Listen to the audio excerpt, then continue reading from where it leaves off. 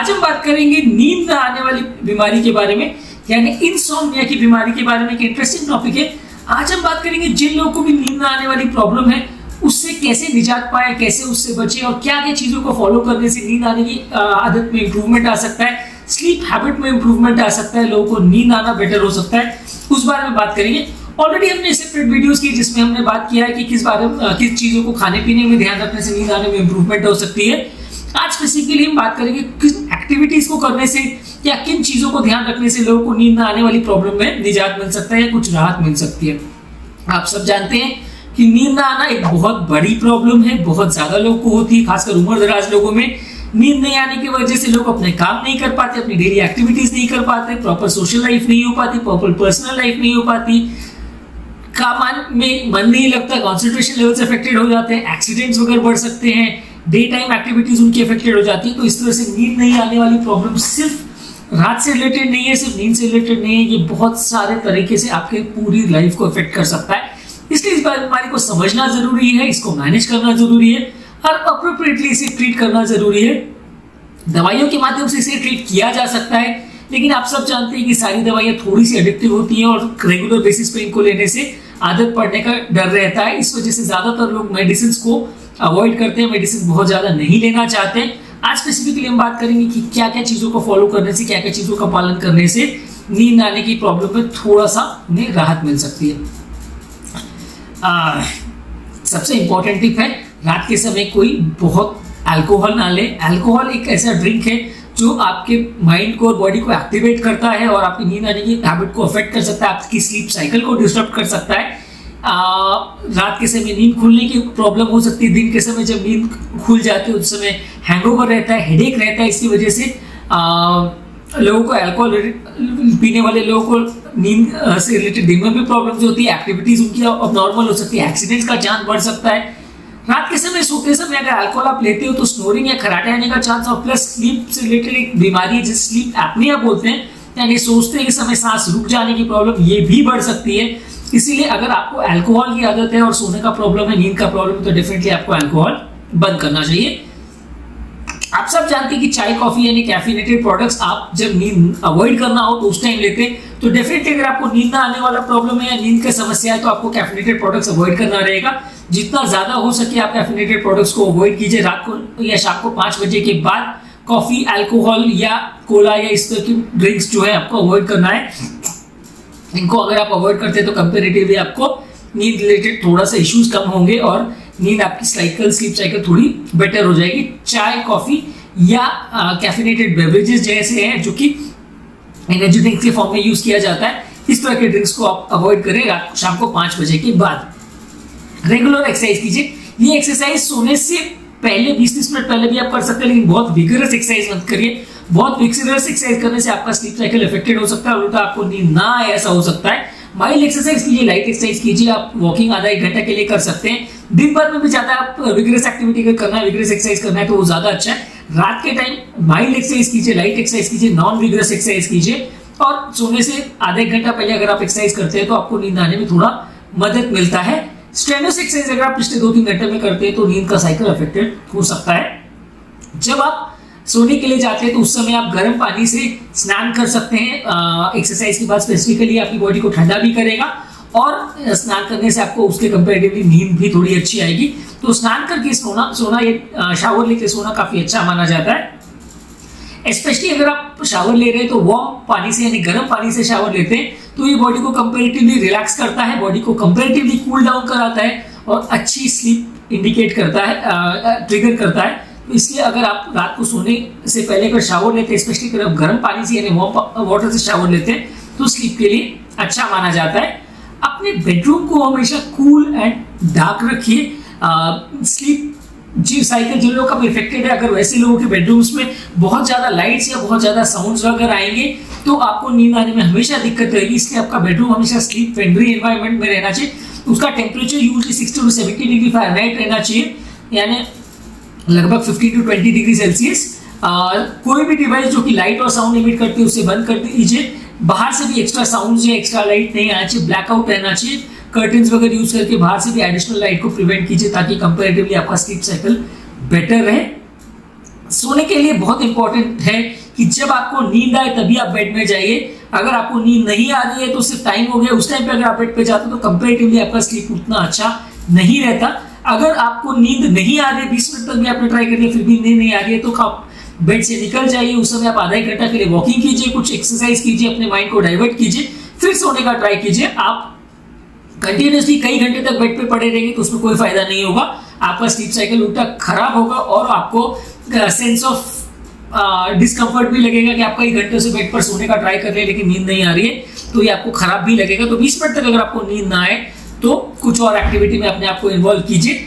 रोज सोने के लिए एक सेम टाइम फिक्स करिए, कभी आप 7 बजे सो रहे हैं, कभी 10 बजे और कभी 12 बजे, तो इससे आपका स्लीप साइकिल अफेक्टेड होगा। सोने और उठने का टाइम निर्धारित रखिए, इसलिए आपके बॉडी को एक स्लीप साइकिल मेंटेन करने में मदद मिलेगी। बॉडी के न्यूरोट्रांसमीटर और स्लीप हार्मोन्स को निकलने का टाइम फिक्स रहेगा तो कंपेरेटिवली आपको रोज उस टाइम पर नींद आने का चांसेस कंपेरेटिवली बेटर हो जाएगी।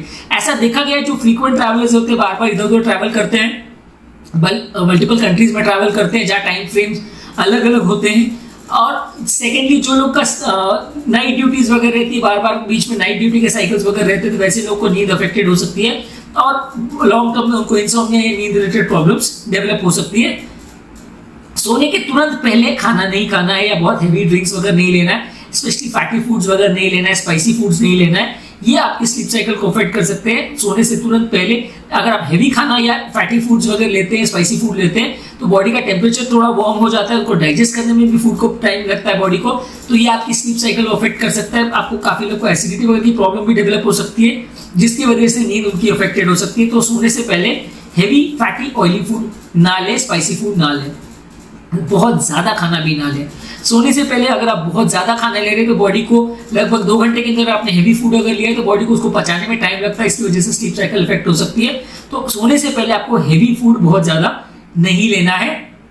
मेडिटेशन हेल्प करता है, अगर आपको नींद आने का प्रॉब्लम है तो योगा, मेडिटेशन, इस तरह की चीजें आप कर सकते हैं। ये माइंड को शांत रखने की कोशिश करता है, आपके मन में बार बार अलग अलग तरह के विचार आना कंपेरेटिवली कम हो जाते हैं। तो इससे अगर जिन लोग को स्लीप रिलेटेड प्रॉब्लम है उनको मेडिटेशन की सलाह दी जाती है, मेडिटेशन से थोड़ा बेनिफिट मिलता है। नेक्स्ट इंपॉर्टेंट टिप है हर्बल टीज। सिंपल टी या कैफिनेटेड टी आप अगर लेते तो वो अच्छा नहीं है। Decaffeinated tea, herbal tea, ashwagandha tea, इस तरह की पेपरमिंट टी, इस तरह के चाय आप ले सकते हैं। ये स्पेशली प्रिपेयर्ड हर्ब्स रहते हैं जो आप नींद के बीमारी से ग्रसित लोग ले सकते हैं, तो जिससे उनकी नींद का साइकिल बेटर हो जाता है, कंपेरेटिवली नींद थोड़ी बेटर आती है। Massage is a good technique. अगर जिन लोग को पेन और एंजाइटी की प्रॉब्लम रहती है वो लोग अगर सोने से तुरंत पहले अगर किसी प्रोफेशनल से मसाज करवाएं तो उनका कंपेरेटिवली नींद अच्छी आएगी और उनको स्लीप साइकिल बेटर रहेगी उनकी। हालांकि कई बार ये इसमें लॉजिस्टिक इश्यूज रहते हैं कि आप सोने से तुरंत पहले मसाज के लिए किसको बुला सकते हैं, कई बार उस तरह की प्रॉब्लम्स रहती है, लेकिन फिर भी एक टिप है जो डूएबल है और जो जहाँ अगर आपके पार्टनर्स इसमें थोड़े ट्रेन कर लिए जाए तो आप उनसे भी या उसका अपने रिलेटिव से भी मसाज ले सकते हैं। अगर आपको बाहर से किसी प्रोफेशनल को नहीं बुला सकते तो आप वैसा भी करवा सकते हैं। These people might be able to help you कि बेटर नींद आपको उसमें आ सके। बेडरूम में इलेक्ट्रॉनिक डिवाइसेस, फोन, कंप्यूटर, इस तरह की चीजें मत रखिए। अपने बेडरूम को नींद के हिसाब से ही रखिए, वहां पे सोने के लिए ही उसका प्रयोग कीजिए। आप जितना ज्यादा इक्विपमेंट्स और फोन्स और मोबाइल फोन्स और स्क्रीन से एक्सपोज रहेंगे बेडरूम के एनवायरनमेंट में, कंपेरेटिवली उनको लोगों को नींद आने में उस तरह का प्रॉब्लम रहेगा। तो बेडरूम में इक्विपमेंट्स वगैरह बिल्कुल कम रहने चाहिए। टिकटॉक करने वाली घड़ियां नहीं रहनी चाहिए, अलार्म्स नहीं कंपेरेटिवली कम रहने चाहिए, सुबह बजे ऐसा ही अलार्म रहना चाहिए। अदरवाइज इस तरह की चीजें आपकी स्लीप साइकिल को डिस्टर्ब कर सकती हैं। कोई भी स्मार्टफोन वगैरह या इस तरह के इक्विपमेंट जिससे ब्लू लाइट एमिट होती है वो सोने के टाइम आपकी स्लीप साइकिल को अफेक्ट कर सकती है। तो कंपेरेटिवली जो रीडिंग गार्ड्स रहते हैं, रीडिंग फिल्टर्स रहते हैं जो कि ब्लू लाइट को कम करते हैं, वो आप यूज कर सकते हैं, तो उसका आपका स्लीप साइकिल बेटर हो सकता है।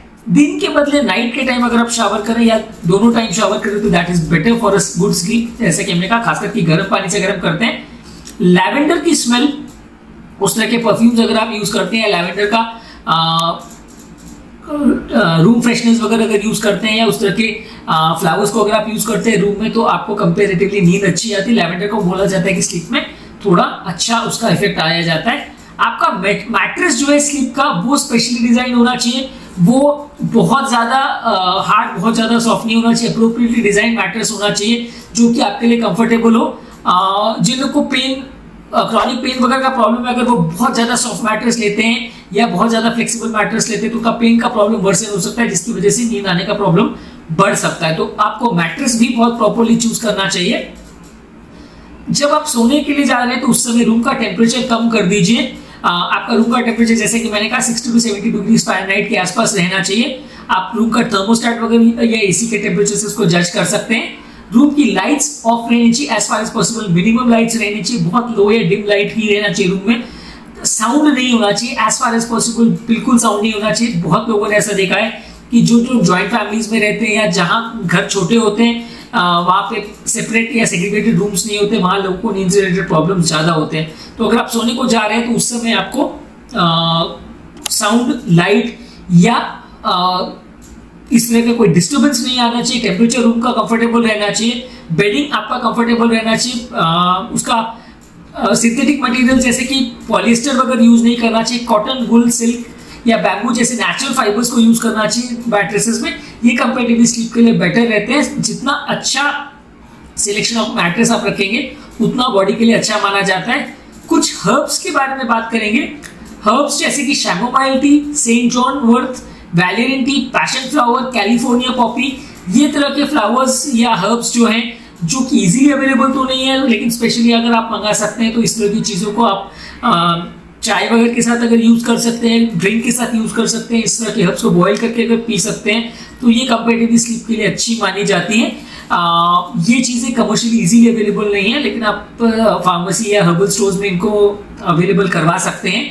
बहुत ज़्यादा इजीली रिकमेंडेड या बहुत ज़्यादा लोगों को रिकमेंडेड नहीं है। रूटीन लोगों के लिए ज़्यादातर अगर आप अच्छी हैबिट्स को मेंटेन करें, स्लीप साइकिल को प्रॉपर्ली मेंटेन करें, रूम का एनवायरनमेंट अच्छा रखें, नींद वगैरह के लिए कोई डिस्टर्बेंस वगैरह उस टाइम पे नहीं हो, ये सारी चीज़ों को अगर आप माने तो 70 to 80% लोगों का नींद रिलेटेड प्रॉब्लम चला जाता है। ऑब्वियसली जिन लोगों को प्रॉब्लम फिर भी नहीं जाता उसके लिए मेडिसिन तो है ही, लेकिन ये मेडिसिन थोड़ी सी एडिक्टिव होती हैं और थोड़ा सा इनको लेने के बाद आदत पड़ जाती है। उसके बाद नॉर्मल स्लीप साइकिल बिना मेडिसिन के ज़्यादा तो लोग नहीं मेंटेन कर पाते। इसलिए अगर बिना मेडिसिन के आपका काम चल रहा हो तो ज़्यादा अच्छा है। फिर भी अगर रिक्वायर्ड है तो आप अलग अलग ग्रुप की मेडिसिन अवेलेबल रहती है। इसमें दो तरह की मेडिसिन होती है, एक स्लीप इंडक्शन में जो हेल्प करती है और एक स्लीप मेंटेनेंस में जो हेल्प करती है। आपको ये डिसाइड करना जरूरी है कि आपको किस तरह का प्रॉब्लम है। अगर नींद लगती नहीं है वो प्रॉब्लम है तो स्लीप इंडक्शन वाली मेडिसिन देंगे। अगर स्लीप लगने के बाद खुल जाती है तो स्लीप मेंटेनेंस वाली दवाइयां देंगे। तो इस तरह से किस तरह का प्रॉब्लम है उस बेसिस पे डिसाइड किया जाता है कि कौन सा मेडिसिन आपके लिए बेटर सूटेड है।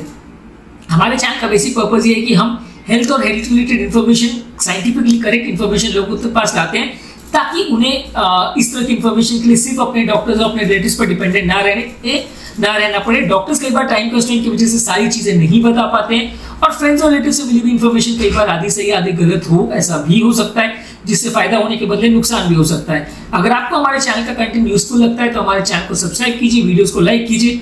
अगर आपको लगता है कि कंटेंट आपके फ्रेंड और रिलेटिव्स के लिए यूजफुल है तो इस वीडियो के लिंक को उनके साथ शेयर करें।